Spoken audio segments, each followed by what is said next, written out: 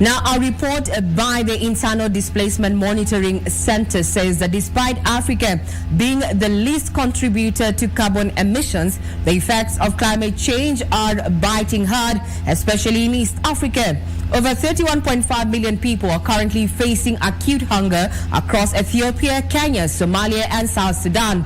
Drought and floods in these countries is estimated to have cost the region a loss of $15 to $30 billion between 2020 and 2022.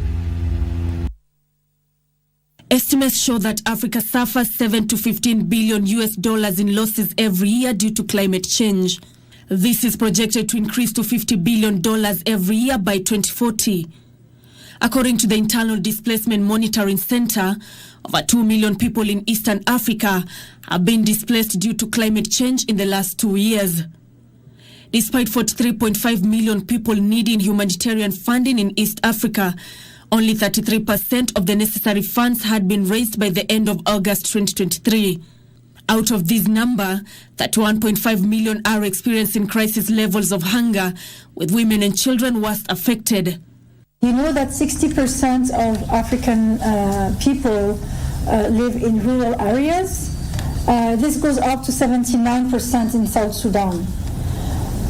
So when you say living in rural areas, it means that they usually live from, growing crops or, herding cattle. So when climate change affects those areas and those communities, obviously people are greatly affected, more than people living in urban areas. The cyclic nature of the subsequent droughts have lessened from 10 years span to almost perennial. So is floods, so are disease epidemics, and so as pest infestations. According to Oxfam, the impact of climate change on livestock also saw over 12 million animals perish in East Africa between 2021 and 2023.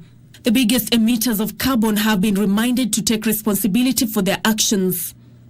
The rich nations that have been leading us to this situation with their activity are not supporting countries and communities affected by climate change. Polluters should be the ones supporting the climate action.